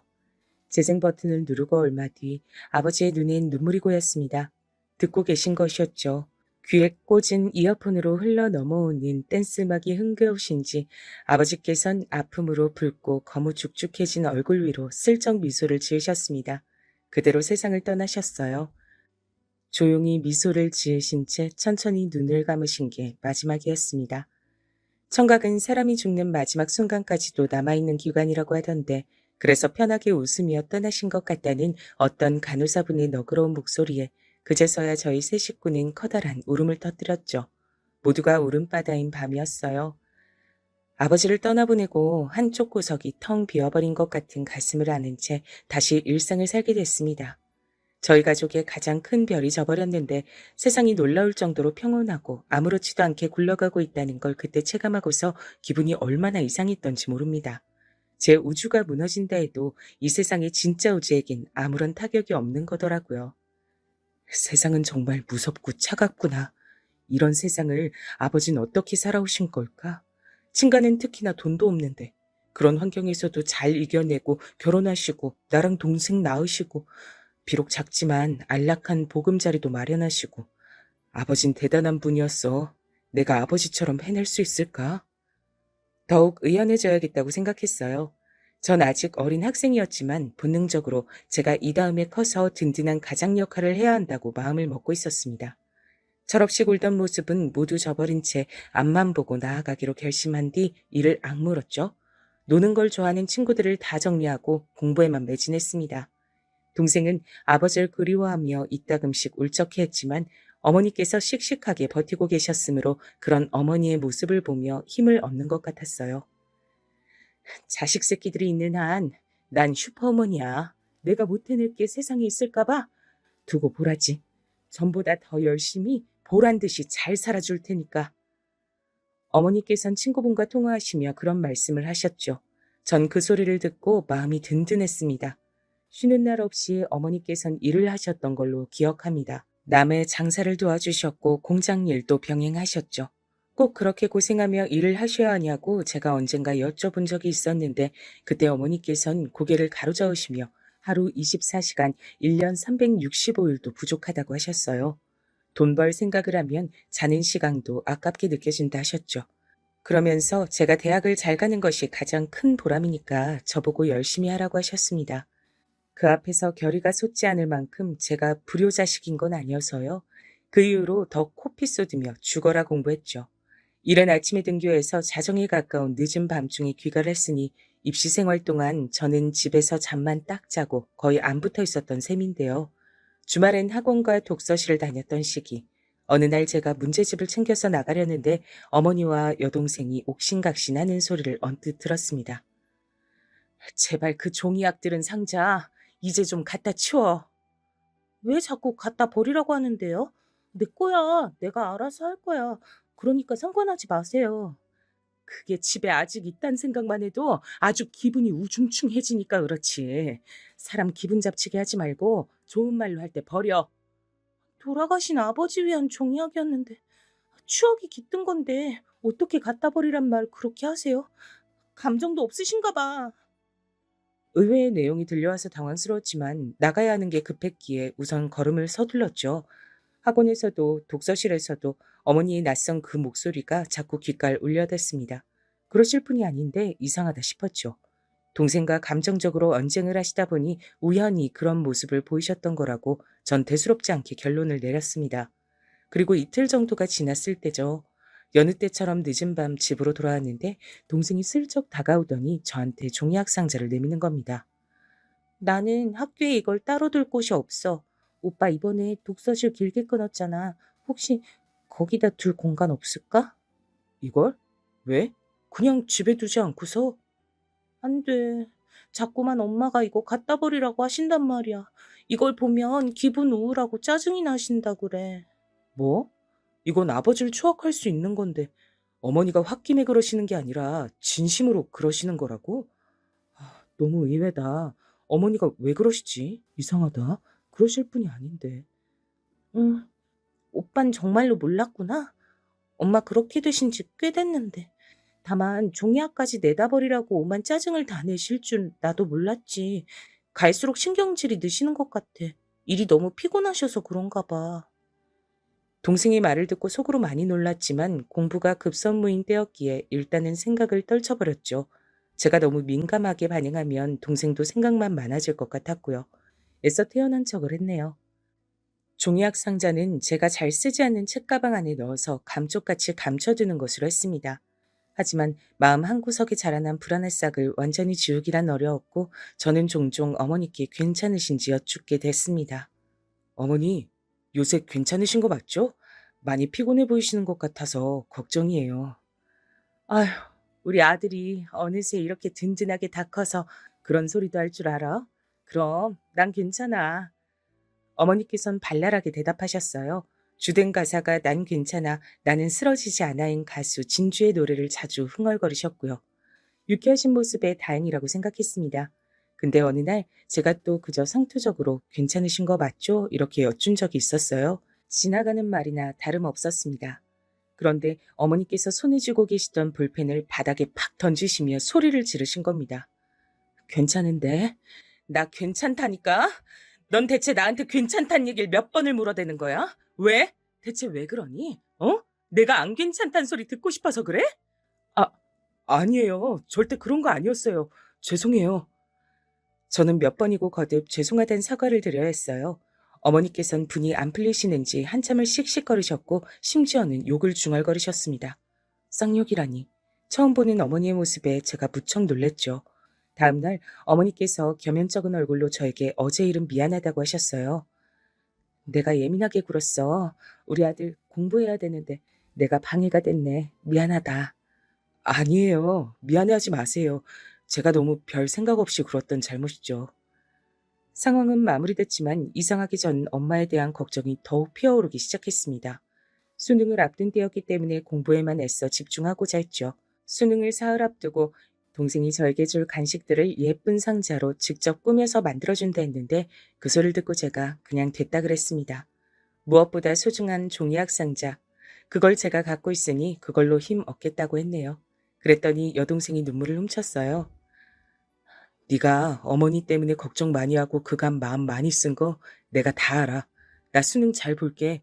넌 앞으로 이 오빠만 믿어라. 호언장담을 날렸던 전 다행히 수능을 실수 없이 잘 봤습니다. 정말 날아갈 듯이 기뻤죠. 행복한 연말에 새 식구와 함께 영화관 나들이나 갈까 싶었습니다. 가족 영화가 개봉을 하길래 그걸 보자고 말씀드렸더니 어머니께선 눈살을 찌푸리셨습니다. 가족애를 강조한 영화 포스터부터 마음에 안 든다고 하셨어요. 난 그런 거 딱 질색이야. 보기 싫어. 그러실 분이 아니었는데 너무 충격이었지만 이젠 변한 엄마의 모습을 받아들여야 할 때가 된 것 같기도 했습니다. 전 목표로 했던 대학에 최종 합격했고요. 아버지 살아계셨을 때부터 제가 나중에 그런 대학에 가면 좋겠다. 그땐 장난삼은 허세로 말을 했던 바로 그 대학이었습니다. 합격 통지 받고 아빠 생각이 더욱 절절하게 나서 잠드신 곳에 찾아가 인사를 드리고 싶었어요. 여동생 생각도 그랬고요. 근데 어머니께선 거절을 하셨습니다. 거절 사유는 다름이 아니라 추워서였습니다. 아버지와 그렇게나 서로 죽고 못 살았던 부부셨는데 어떻게 이렇게 변하실 수가 있는지 속으로 너무 서글펐네요. 엄마께선 제 등록금이며 학비, 대학 생활비를 다 대줄 수 있어서 기쁘다고 그간 개고생한 보람이 있다며 제 대학 입학식이 끝나자마자 오열하셨습니다. 바닥에 엎어져서 우시는 바람에 주변에서 다 쳐다봤었죠. 그때 동생이 저에게 속삭였어요. 근데 엄마가 지금까지 몇 번 이러신 적 있었어. 마트에서 동생과 같이 장을 보시던 중에 우신 적도 있었다 그래요. 어느 노부부께서 둘 다 몸이 편찮으신데 서로 의지해서 걸어가는 뒷모습을 보시곤 바닥에 주저앉아 우셨다고 합니다. 부족했던 전 그때까지도 엄마께서 왜 그러시는지 미처 몰랐습니다.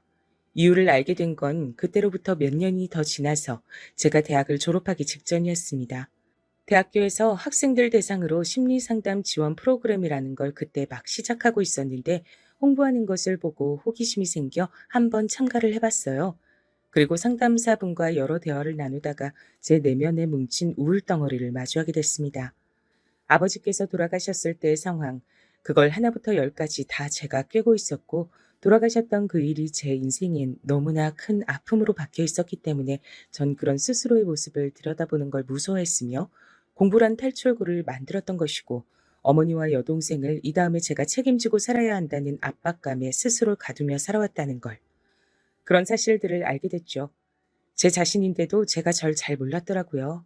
내면을 마주하는 것이 두렵고 겁이 나서 덮어두고 살게 되면 결국 언젠가 그 안에 감춰진 것이 밖으로 새나와 정신을 어지럽게 하고 쉽게 사람을 피곤하게 만들고 무기력증에 빠지게 된다고 했습니다.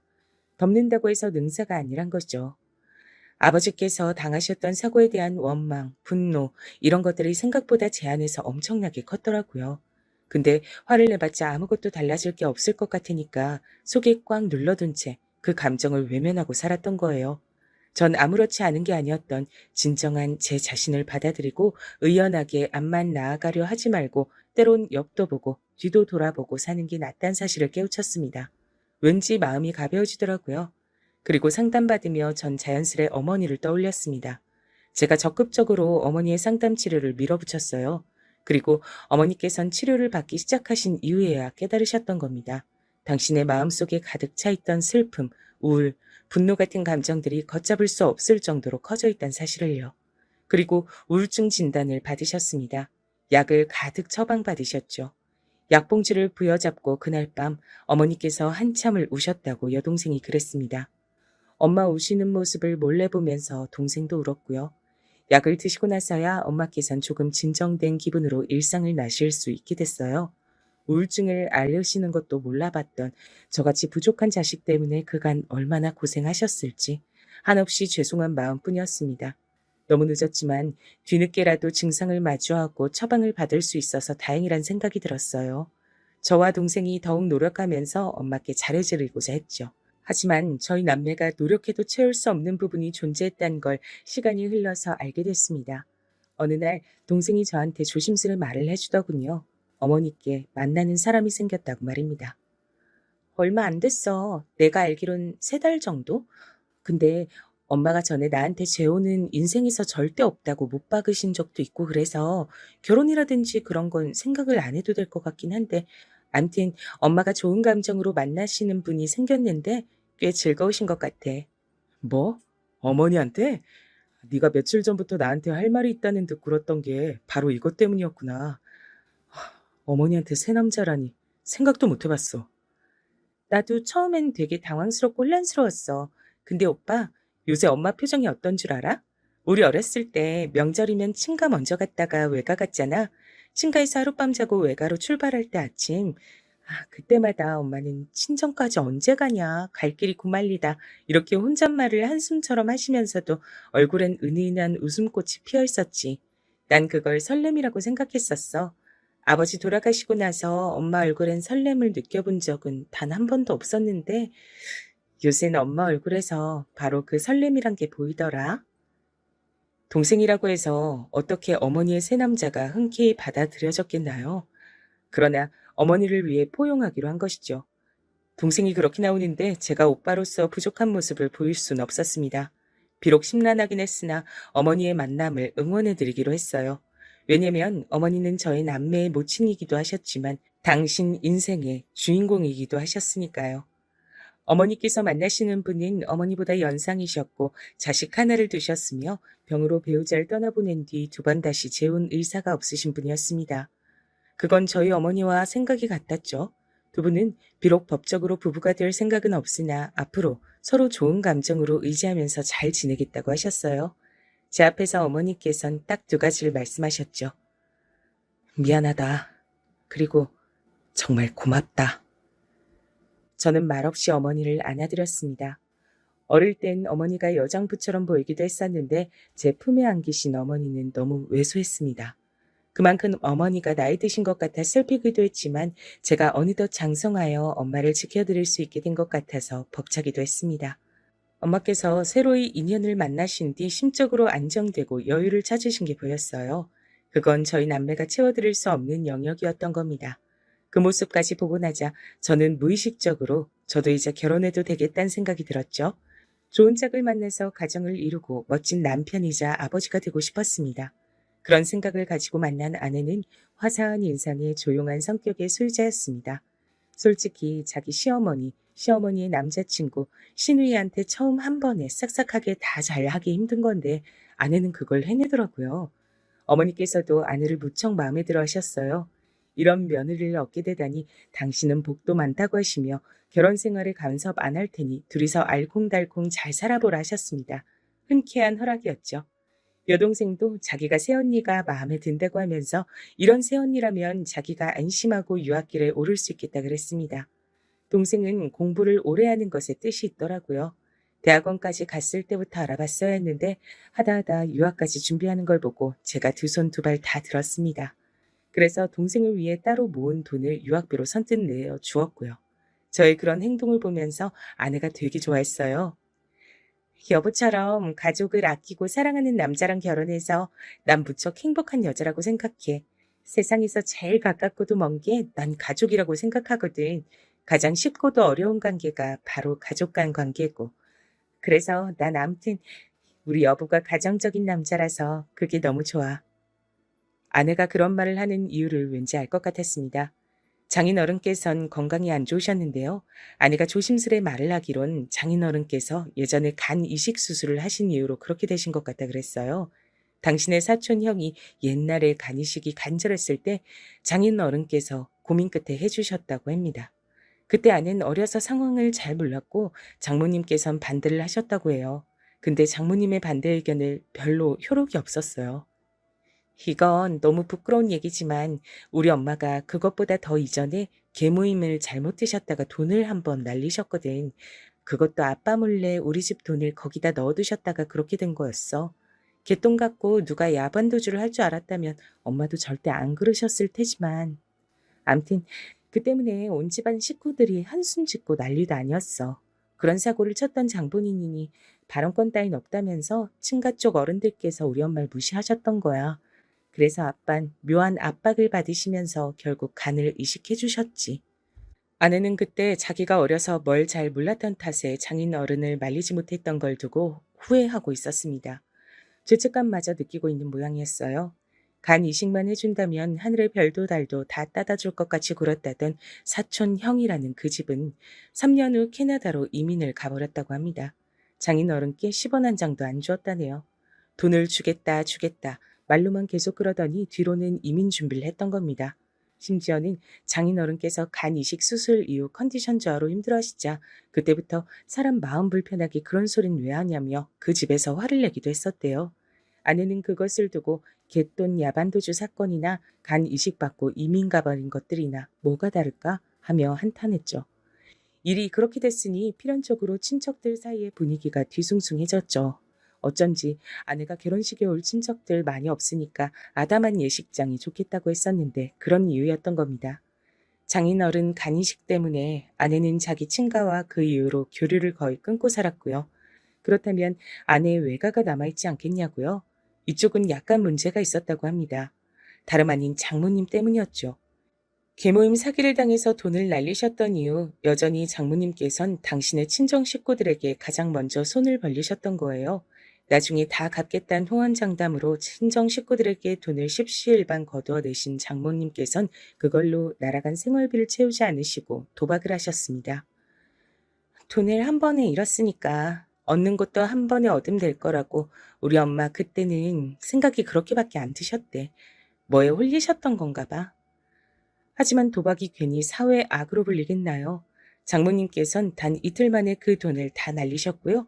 전말을 알게 된 장모님의 친정 식구들이 난리가 났었다고 합니다.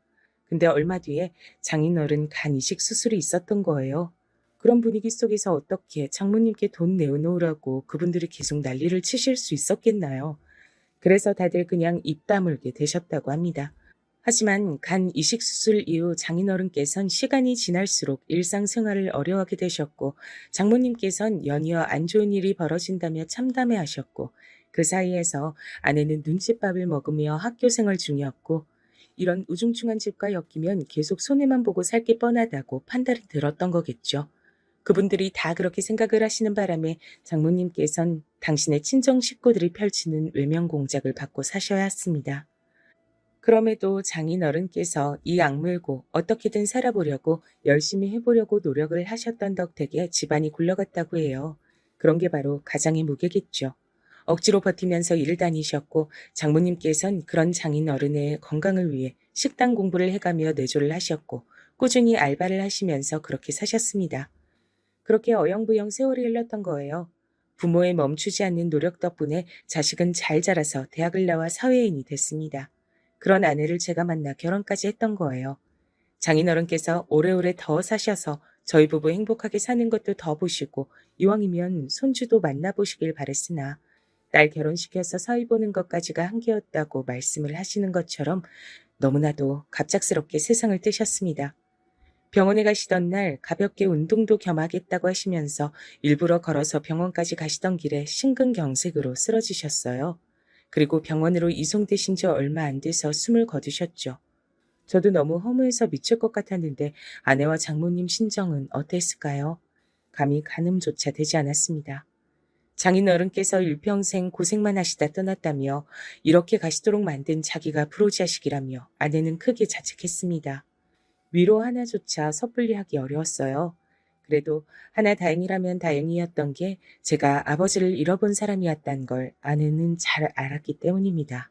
같은 아픔을 겪어봤기에 진실된 위로를 저는 아내에게 건넬 수 있었죠. 장인 어른이 떠나신 이후 아내는 생각보다 너무 힘들어했는데 그나마 제가 곁에 있었기에 망정이었습니다. 장모님께서도 저에게 아내를 단단히 부탁하셨죠. 장수방, 내가 자네만 믿네. 자네가 있어서 얼마나 다행이고 든든한지 몰라. 우리 딸 마음 좀 잘 어루만져줘. 이렇게 힘들어할 줄이야. 제가 더 노력하겠습니다. 그런데 장모님께선 괜찮으신 건가요? 전 장모님도 걱정돼요. 나는 멀쩡해. 난 괜찮으니까 걱정 말고 우리 딸이나 잘 챙겨주면 돼. 장모님께선 의연하셨습니다. 그래서 아내에게 집중할 수 있었네요. 당시 하필이면 아내가 도저히 직장을 쉴 수가 없던 상태였어요. 그때 아내가 다니던 직장에서 큰 건수가 돌아가고 있었기 때문입니다. 일을 그만두긴 아까워서 도저히 그럴 수 없다는 아내를 저는 가까이서 지켜보며 우울해하고 힘들어하지 않도록 잘 봐주었어요. 제가 휴가를 몰아서 써가며 집안일을 도맡아 했고 아내의 퇴근에 맞춰서 데리러 나간 뒤 맛있게 식당에서 저녁 외식을 하곤 했습니다. 열심히 노력을 했더니 그나마 3달 정도가 지나니까 아내가 다시 화사한 미소를 입가에 걸기 시작하더군요. 언제까지고 장인어른의 부재를 슬퍼할 수만은 없는 거라고 하면서 자기도 용기를 내서 서서히 장인어른의 부재와 마주하겠다 그랬습니다. 제가 과거에 제 내면의 아픔을 발견하고 마주보았던 때가 생각났죠. 그래서 아내에게 돌아가신 제 아버지 얘기도 그때 많이 들려주었습니다. 아빠께서 떠나실 때 음악을 들으며 미소를 지으셨다는 대목은 아내가 가장 좋아했죠. 그리고 어머니께서 오래 우울증을 앓다가 끝내는 이겨내시고 잘 지내고 계신다는 사실도 좋아했습니다. 자기도 그렇게 씩씩하게 잘 이겨내고 살아본다고 저에게 다짐을 하더군요. 저희 부부가 서로에게 긍정적인 기운을 불어넣으며 손을 맞잡고 있던 그때 제 머릿속엔 장모님이 불현듯 떠올랐습니다. 괜찮다고 말씀을 매번 하셨지만 사실은 진짜로 괜찮으셨던 적은 없었던 어머니의 옛 모습들이 떠오른 겁니다. 아내 곁에 착 붙어서 챙긴다는 명목으로 장모님께 전화만 종종 드렸을 뿐 직접 찾아뵌 적은 장인어른 돌아가시고 나선 한 번도 없다는 사실은 저를 불안하게 만들었습니다. 아내에게 제 생각을 말했더니 아내도 걱정이 된다 그랬어요. 그래서 얼른 장모님을 찾아뵀습니다. 저희가 간다고 연락을 드리자 나 괜찮은데 왜 그러냐며 당황스러운 목소리로 짜증을 내셨죠. 그럼에도 불구하고 장모님께 가봤는데 저와 아내가 동시에 깜짝 놀라고 말았습니다. 왜냐면 장모님께서 급격하게 살이 불어나 있었기 때문이에요. 엄마, 왜 그렇게 살이 찌셨어? 엄마 이렇게 살이 오른 모습은 내가 살면서 처음 보는데? 내가 그렇게 살이 쪘니? 난 모르겠는데. 그냥 입이 심심해서 요새 잘 먹긴 했지. 깜짝 놀란 저희 부부는 주말을 장모님 댁에서 보내기로 했어요. 그리고 장모님이 정상 상태가 아니란 걸 곧 알게 됐죠. 자꾸만 쉴 새 없이 입에 뭘 가져다 넣으셨어요. 밥 자체는 그렇게 많이 안 드셨는데 주전부리를 자꾸만 드시더라고요. 아내가 그만 좀 먹으라고 하자 울컥하시면서 자리를 뜨기까지 하셨습니다.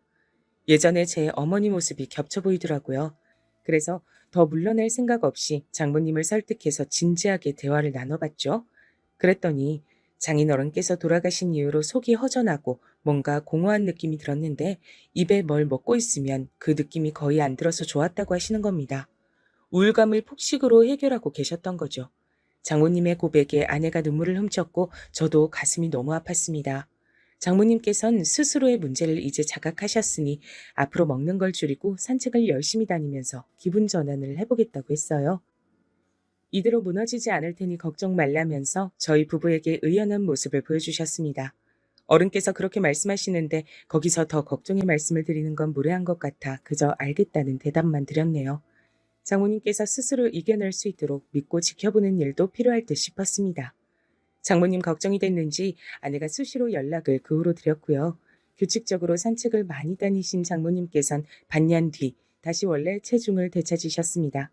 여기까진 참 다행이었는데 아내의 말론 장모님께서 다시 회복된 몸 상태로도 채워지지 않는 허전함을 느끼고 계신 것 같다 그랬어요. 이제 영영 우리 엄마가 예전처럼 신명나게 웃으시는 모습까진 다시 볼 수 없을 것 같아서 그게 좀 겁나네. 내가 이런 말 하면 당신이 안 좋아할 수 있을 거란 건 알지만 조심스레 꺼내보는 건데 혹시 장모님께 좋은 분이 생긴다면 낫지 않을까? 뭐? 그럼 우리 엄마한테 남자친구를 만들어 드리자는 거야? 아내가 당황하길래 전 절대 나쁜 의도가 없었다 설명하며 제 어머니의 경우를 예시로 들었죠. 그랬더니 아내가 진지하게 고민을 하더라고요. 장인어른께서 건강 문제로 근 몇 년간 유독 고생을 많이 하셨는데 그렇게 되기 이전까진 장모님께선 이런저런 모임에도 많이 참석을 하시고 굉장히 사교적으로 일상을 보내셨단 거예요. 사람 만나는 걸 원체 좋아하시는 분이라 그랬죠. 꼭 그렇고 그런 사이가 아니더라도 우리 엄마하고 마음 잘 맞아서 즐겁게 시간 보내주실 분이 계시면 좋긴 할 것 같다. 우리 엄마 성격상 분명 도움은 될 거야. 장모님께는 언지시 이 문제에 대해서 오늘 뛰어봤더니 좋다 싫다도 안 하시고 그저 시큰둥이 하셨습니다. 그 모습에 일상에서 아무런 자극을 못 느끼고 살고 계시는 중이란 걸 짐작할 수 있었죠. 이제 산책도 덜 나가고 계신 것 같아서 저랑 아내가 장모님 댁에 갔을 때 일부러 함께 운동 가자고 권유도 드리고 그랬습니다. 그러다 어느 날 장모님 댁에서 멀지 않은 산책 코스에서 어떤 남자분을 마주쳤는데요. 장모님 연배로 보였어요. 저희 부부가 한 바퀴 달리기 하는 사이에 장모님께선 천천히 걷기 운동을 하셨는데 그러는 동안 그 남자분과 따로 대화를 나누시더라고요. 그걸 목격했죠. 그러더니 장모님 운동화 끈이 풀렸는지 그분이 몸을 숙여 그걸 묶어주시기도 했습니다. 짧은 만남이었지만 장모님의 얼굴엔 약간의 웃음이 걸려 있었어요. 전 옳거니 싶었습니다. 그래서 일부러 다음에 그 동네로 다시 갔을 때 그 남자분을 찾아봤죠. 운 좋게 뵙게 돼서 대화를 나눴는데 일에 빠져 사시느라 이날 이때껏 결혼도 안 하시고 혼자 사시는 중이라고 했어요. 그리고 마주쳤던 장모님을 기억하고 계셨고요. 두 분은 운동 같이 다니는 친구하시면 어떻겠냐 조심스레 여쭤봤더니 그분이 흔쾌히 좋다고 하셨습니다. 그래서 장모님께 이 사실을 알려드렸죠. 뭐? 장서방, 왜 그런 일을 멋대로 꾸며? 진짜 못 살겠네. 어휴, 그래서 내가 그 사람하고 언제 어디서 어떻게 만나면 되는데? 싫다고 하시면서 표정은 밝아져 계셨어요. 두 분이 서로 연락처를 주고받게끔 제가 해드렸죠. 장모님께선 즐거워하시는 눈치였습니다. 아내에게도 상황 보고를 한 뒤 칭찬을 들었고요.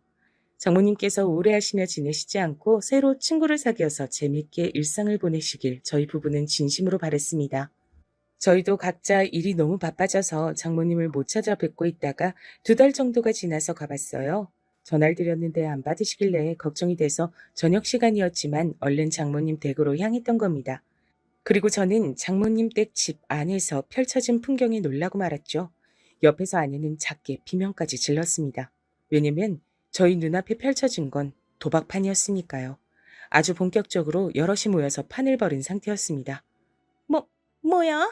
갑자기 연락도 없이 둘이 왜 들이닥쳐? 장모님께서 기겁하셨고 바로 옆자리엔 제가 소개시켜드린 그 남자분이 계셨어요. 도박판에 낀 사람들은 저희 부부 정체가 생판남이 아니라 가족이란 설명을 듣고 나서야 안심된 표정들로 다시 도박을 하기 시작했습니다. 아내가 몸을 떨면서 장모님께 다가가 팔을 잡아 끌고 집 밖으로 나갔어요.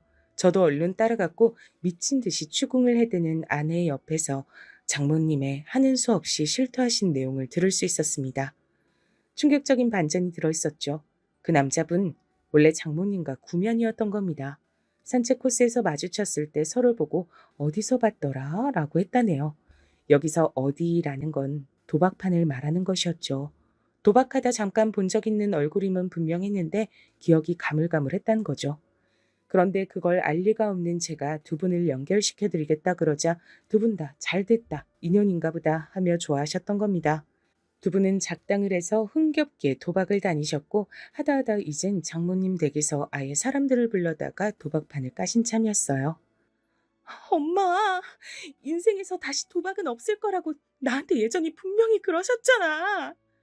아내가 절규했습니다. 전 저 때문에 상황이 이렇게 된 것 같아 너무 죄스러웠어요. 우는 아내 앞에서 장모님께선 미안하다고 고개를 숙이셨고 오늘 후로 다시는 도박을 하지 않겠다고 하셨습니다. 아내가 현기증을 일으키길래 저는 더 거기 있을 수가 없어 얼른 아내를 챙겨 차에 올라탈 수밖에 없었죠.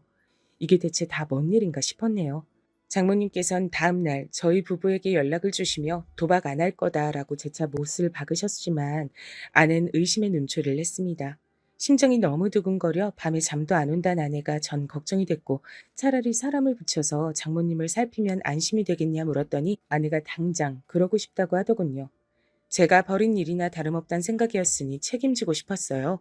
그래서 돈 주고 사람을 고용해서 장모님을 주시하게끔 했습니다. 결과는 참담했네요. 장모님께선 늦은 밤마다 도박판을 찾아 외출을 다니셨죠. 끊지 못하셨던 거예요. 하늘나라에 계신 우리 아빠를 위해서라도 엄마를 멈춰야 돼. 그게 맞아. 그니까 우리 신고하자. 아내의 눈빛에 비장한 결심이 들어있었습니다. 따를 수밖에 없었죠. 장모님의 행적을 주시하고 있었기 때문에 신고를 해서 현장을 덮치게끔 하는 건 어렵지 않았습니다. 도박에 빠지셨던 장모님의 중독은 그렇게 해서 간신히 막을 내릴 수 있었어요. 그 이후 옛날에 장모님께서 도박으로 돈을 다 날리시는 바람에 빌려준 돈을 못 받으셨던 장모님의 친정 식구들, 그분들이 나서주셨습니다.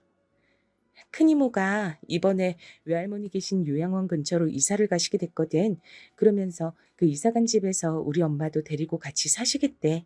도박에 디귿자도 못 떠올리도록 농사일을 엄청 맡기실 거라고 그러더라. 그 말씀 듣고 왠지 안심됐어. 아내가 씁쓸한 미소로 말을 하며 저에게 몸을 기댔을 때 이제서야 모든 상황이 평온해졌음을 알 수 있었네요. 하지만 방심은 금물이니 장모님께서 또 잘못된 유혹에 빠지시는 일이 없도록 저희 부부도 신경을 기울이고 있어야 할 것 같습니다. 하늘나라에서 제 아버지 그리고 장인어른께서 어쩌면 같이 나란히 앉아 이 모든 것들을 지켜보고 계셨을지 모르겠네요.